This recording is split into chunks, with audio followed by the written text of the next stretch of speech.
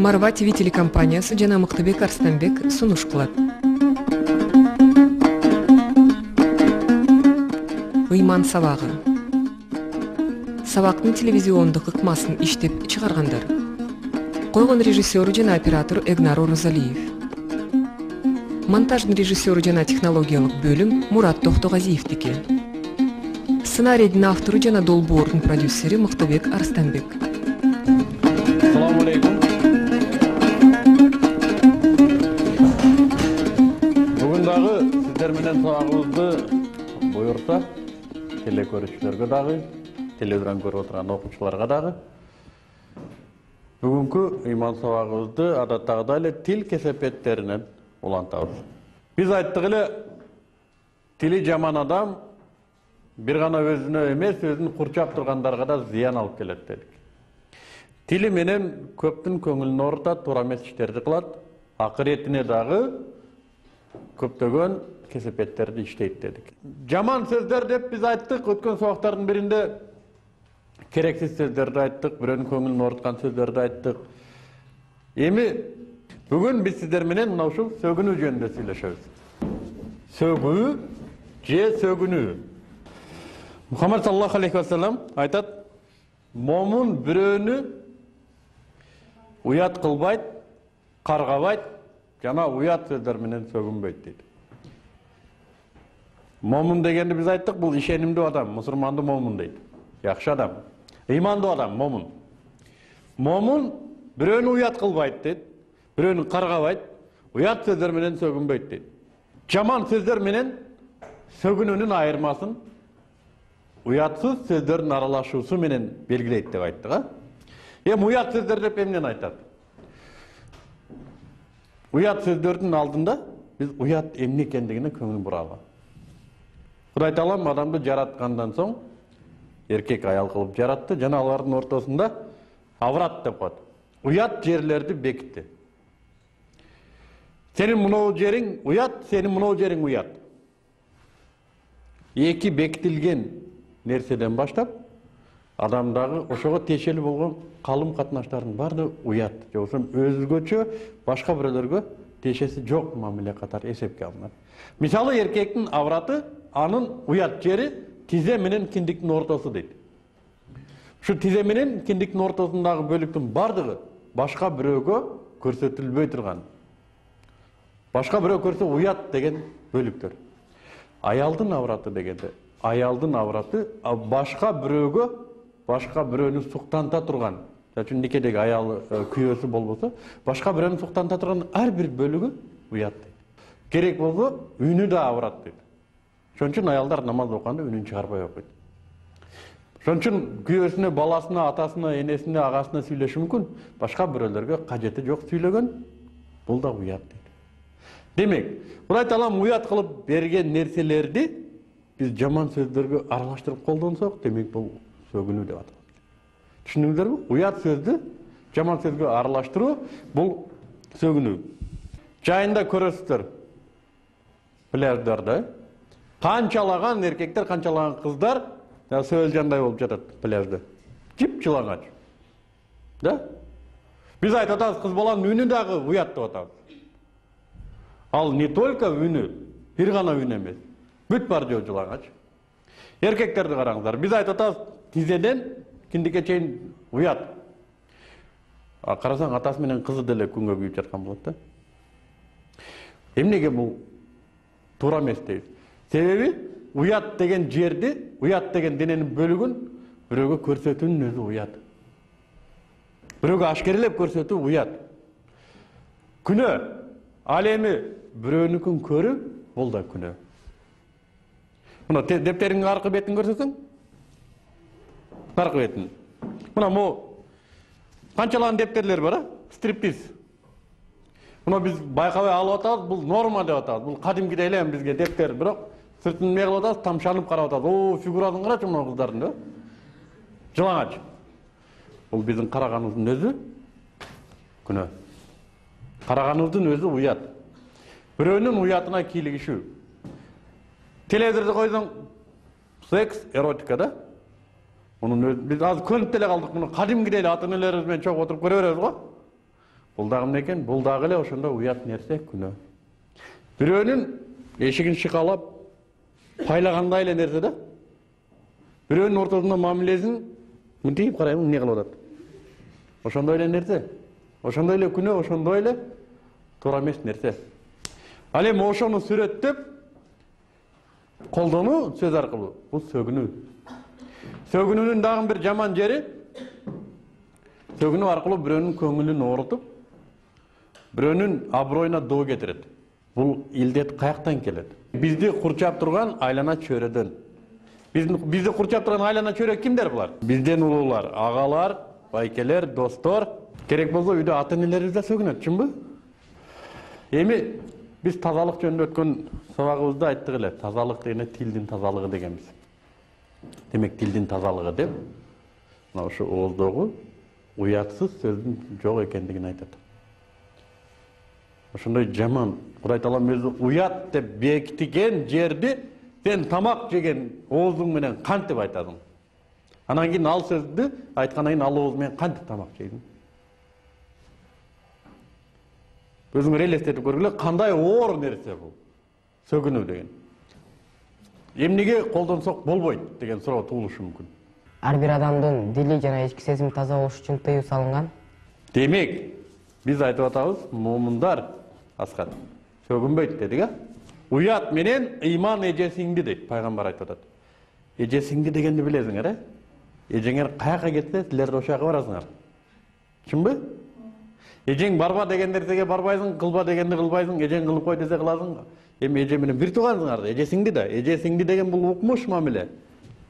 Уят кетсе, артынан эмнеси кетет? Ыйманы кетет экен. Уяттын кетүүсү менен ыйман кетип атат. Момун, жосо ыйман ээси болбой калып атабыз. Сиңдиси кетсе, эжеси да кетип калып атат артынан эрчип. Кандай керемет, кандай бир жүрөктөн орун ала турган касиет уяттын кетиши менен кетип калып атат. А уятыбыз качан кетет? Качан биз уят сөздөрдү колдонуп сөгүнсөк. Демек сөгүнүү менен ортодо уят кетти. Мына мен азыр бир уят сөз айтсам, кыздар уятыңыздар бар, уялып каласыздар, э? Мынтип кулагыңар жабасыңар, көзүңөрдү бекитесиңер. Чынбы? Сиздерде уят бар. Эгер мен күндө айта берсем ошол сөздү, көрөсүңөр да кадимгидей бакырайып карап отура бересиңер. Мен кош сүрөтүн тартасыңар доскага, телевизордон чогуу көрө беребиз. Себеби эмне болду? Ортобузда уят кетип калды. Чынбы? Уятыбыз кеткенден кийин ортобуздан эмне кетет? Мамилебиз өзгөрөт дагы. Бардыгыбыздын ыйманыбыз кетет. Анан эмне болот? Винегрет каша билбейсиң анан мамиле эмне болуп кеткенин. Мына ошондон коомдо бузулуу пайда болот. Ошондон коомдогу баалуулуктун бардыгы өзгөрөт. Азыр мына көчөдө карасаңыздар, кыздар деле, жигиттер деле чогуу туруп алып тамек тартып турат го. Кыздар жигиттерден жаман көрүнөт экен да. Жана окопто солдаттай да. Алдынан өтүп барасаң эми жытына чыдабайсың. Эми ошол жытка, ошол кийимге, ошол кебетеге ошол кыздын сөгүнүп атканын элестетип көргүлө. Каторгада жүргөн жана зектен бетер сөгүнөт да. Тамегини бармауын, да ты чё, эркек болтуруп биякта уялып кетесиң, я Алла. Мына, ал кызда эмне болду? Уят кетти. Ал кыздан эмнени күтөбүз? Уятсыз гана нерселерди күтөбүз. Кыздын негизги байлыгы анын уяты. Ошондой эле эркектин дагы негизги куралы анын уяты. Сулуулукту уятсыздык менен кетирет экенбиз дагы, куралыбызды кантип жоготот экенбиз? Уятсыздык менен. Көбүнчө кээ бир мектептерде көрөбүз да. Сөгүнүү модага айланып калганда, ким сөгүнсө, крутой турбайбы? Эле сөгүнүү менен крутизнаны көрсөтөт. Сөгүнбөй коюу менен адептиликти көрсөтүү бул андан өткөн крутизна. Бул андан өткөн эркти талап кылат. Бирөө сөгүнүп атса, анын сөгүнгөнүн токтотуп, анан сен өзүң дагы оозуңду тазалаганың оңой эмес. Ал эми оозго кирген, чыкканды сүйлөй берген бул оңой эле нерсе. Айтып атпайм, жана килтеген китептерди окуп эле 4 сөз менен сөгүнүү чаркылап айтып койгон балдар бар. Бунун эч кыйын жери жок сөгүнүүнү. Тетирисинче сөгүнүүнү токтотуу кыйын. Пайгамбардан келип кеңеш сурайт эле көп. Пайгамбар мурас катары келечек муундарга жеткизин деген максатта тээ кишинин өзүнө дагы сураган кишиге ар дайым кеңеш берет эле да. мына ошондой учурлардын биринде ошо бир бедуин сурап атат да пайгамбардан. Я пайгамбар дейт, мен ороймун дейт. Кыргызда бир сөз бар, жакшы сөз жыланды да ийдинен чыгарат дейт. Жакшы сөз менен, жумшак сөз менен мамиле кылган адамды орой деп айтпайт. А бул айтат, мен ороймун дейт. Ошондуктан мага бир кеңеш берчи дейт. Сөздүн маанисин түшүнгүлө. Мен ороймун, мага кеңеш берчи дейт. Демек, мындан аркы бериле турган кеңеш негизинен оройлорго, сөгүнгөндөргө кеңеш да. Пайгамбар айтат: Кудайдан корк, текеберчилик кылба. Сенин кемчилигиңди айткан адам сенин күнөөңдү алат. Анын кемчилигин сен билсең да жооп кылып айтпа. Себеби сен анын соогуна ортоктош болосуң дейт. Кудайдан корк дейт. Биринчиси. Эгер орой болсоң, Кудайдан корк дейт. Демек, Кудайдан корккан адам орой кылбай калат, оройлук кылбай калат. Бирөөнүн көңүлүн оорутса копалдык кылып, Кудайга жагабы бул? Жакпайт. Ошондуктан ал оройлук кылбаганга аракет кылат. Оройлукка эмне түртөт адамды? Текеберчилик түртөт. А биз айттык, текеберчилик бул эмне? Кабир деген сөздөн бийик, өзүн чоң сезүү, бийик сезүү. Мен мындан жакшымын, мен мындан акылдуумун, мен мындан билимдүүмүн, бул ким экен деген сезимди текеберчилик дейт. Демек, оройлукка эмне түртөт? Текеберчилик. Текеберчилик кылба дейт экинчиси. Биринчиси Кудайдан корк, анан текеберчилик кылба дейт. Үчүнчүсү сенин кемчилигиңди айткан адамды сен ал адамга окшоп, анын кемчилигин билсең да айтпа дейт. Айтпа дегене мел көзүн чачкере кылба. Кантип бир тууганын кемчилик кылса айтасың, сен мунун мындай кылгының туура эмес болуп калды деп айтасың да. Элдин көзүнчө сен аскат, мындай кылба дегениң аны басмырлаганың. Бирөөнүн күнөөсүн кетирген кемчилигин ашкерелөө дейт. Анын күнөөсүн өзүңө алуу дейт. Эгер сен аны жаман мүнөзүн элдин көзүнчө эмес, элдин артынан айтып, өзүн тарбиялап койсоң, анын соогун сен да ортоктош болосуң. Дагы бир пайгамбардын айткан сөзү бар. Сөгүнүү имандуунун адаты эмес дейт. Сөгүнүп сүйлөгөн адамда иман жоктой. Иманы бар адам сөгүнбөйт. Жакшы футболисттин адаты эмнеде? Эмне үчүн биз жакшы футболист дейбиз? Себеби ал топту жакшы ойнойт, дарбазага тепкен тобу кирет. Канчалаган немелерди буйтап өтөт, алдап өтөт. Себеби анын адаты жакшы оюн. Жакшы футбол оюнун ойногондугу үчүн аны жакшы футболчу дейбиз. Жакшы адам сөгүнбөйт. Мына ушун эреже кылыңыздар. Эгер өзүңүздөр жакшымын деп эсептейм десеңиздер, сөгүнбөшүңөр керек. Сөгүндүңөрбү демек сиздер жакшы болбой калдыңыздар. Тез арада оңолуу керек. Пайгамбар айтат да: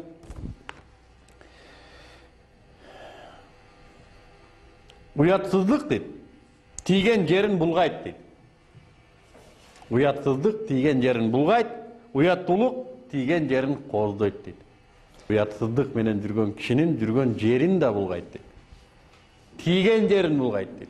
Тийген жерине, барган жерине, кылган ишине кесепетин тийгизет дейт. Кыргызда бир макал бар, сен досуң ким экенин айтсаң, мен сенин ким экениңди айтып берем дейт. Эгер досуңуздар уяттуу болсо, айтат, бул уяттуу экен. Эгер досуң уятсыз болсо, сен канчалык жакшы болбогонуң сени айтат. Кантип эле ишенбейт да, досуң мынтип турса, буга антип жакшы болуп калсын, уяттуу болуп калсын дейт. Ошон үчүн бизде айтат эле, жаманга кошулба дейт. Жаманга кошулсаң, уят болуп каласың дейт. Уятсызга кошулсаң, уятсыз болуп. Таң калат көпчүлүгү, сен кантип бунун компаниясына кошулуп калдың депчи. Аны түшүнгөн адам сразу же досун оңдойт, же аны менен жүрүүнү токтотот. Себеби анын уяты жок. Ал эми уяттуулук тийген жерин кооздойт дейт. Уятсыздар отурган жерге уяттуу адам келип калса, тигилерди тарбиялап, тигилерди кайра тарбияга чакырып, ал жерди кооздойт дейт. Уяттуулук тийген жерин көркөмдөйт, кооздойт дейт. Албетте, имандын сиңдиси болуп аткандан кийин уят. Кантип эле уят барган жерин кооздобосун. Кооздойт да. Пайгамбар дагы бир чогулушта айтат да: Сиздер дейт, өз ата-энеңиздерди да сөкпөңүздөр дейт. Элестетсеңер, ата-энеңиздерди сөкпөгүлө дейт. Отыргандардын ичинен ыргып турат да таң калып, пайгамбар, ким эле ата энесин сөксүн дейт. Ким эле барып ата энесин сөкө калсын. Эми ойлогула, кимиңер ата энеңерди сөкөсүңөр. Бирок сөккөндөр болот экен. Пайгамбар айтат, эгерде силер бирөөнүн ата энесин айтып сөксөңүздөр, алар силердин ата энеңиздерди айтып сөкөт. Сен бирөөнү сөккөнүң менен ал сенин ата энеңди да сөкөт атпайбы? Мунун айырмасы, сен бирөөнүн ата энесин өзүң сөгүү менен өзүңдүн ата энеңди сөккөндө иш кылып атасың. Демек, ата энеңди бирөө сөккөнүн каалайсыңбы? Анда сөкө бер барып. Сөккөнүн каалабайсыңбы? Анда сөкпө бирөөнүн ата энесин. Ошон үчүн бирөөнүн аброюна доо кетирип алдында сиздер ойлонуңуздар. Мен сөксөм бул унчукпай калабы? А балким жооп кылып сөксөм мен ата энеме доо кетип калбасмын? Дагы бир айткан сөзү бар пайгамбардын. Өлгөндөрдү да сөкпөгүлө дейт. Өлгөндөрдү дагы акарат кылбагыла дейт. Себеби алар көрөрүн эми көрүп атат дейт. Алар ансыз деле жыргап жаткан жери жок. Эмнеге аларды сөкпө дейт? Эгер бардыгыбыз өлгөндөрдү сөгүп көнүп кала турган болсок, эртең биз өлгөндө бизди да сөгөт. Биз ансыз деле кыйналып азапта жатсак, ансыз деле тамак жей албайбыз, ансыз деле элчилеп кино көрө албайбыз, жылуу төшөктө эмес, талаада жалгыз көрдө жатасың, иши сени сөгүп атат. Жакшыбы? Жок, ошон үчүн өлгөндөрдү да алар көрөрүн көрүп атат, сөкпөгүлө дейт. Демек, жыйынтык чыгаралы бүгүнкү сабакта биз сөгүнүү деп жаман сөздөргө, уят сөздөрдүн аралашылып, бирөөнүн аброюна доо кетирүү үчүн, бирөөнүн көңүлүн оорутуу үчүн айтылган сөздөрдү сөгүнүү дедик. Уят деген эмне дегенди айттык? Кудай Таалам көрсөтүп берген уят жерлерди айттык. Аврат деп коет. Аврат жерлерди колдонуу менен сөгүнгөндү ыймандуулардын катары эмес деп айттык. Мага суроолор барбы? Анда мен сиздерге аманатым, өтүнүчүм, бүгүнкү укканыңыздарды көргөн билгендердин барына жеткириңиздер. Кимдердин сөгүнүп атканын көргөн болсоңуздар, сөгүнгөнүнө эскертүү кылыңыздар, үйүңүздөрдө бөбөктөрүңүздөрдү колуңардан келсе ата энеңиздердин да сөгүнгөнүн токтотуңуздар. Анда бүгүнкү сабакка катышканыңыздар үчүн рахмат. Эмки сабактан жолугушканча, ассаламу алейкум.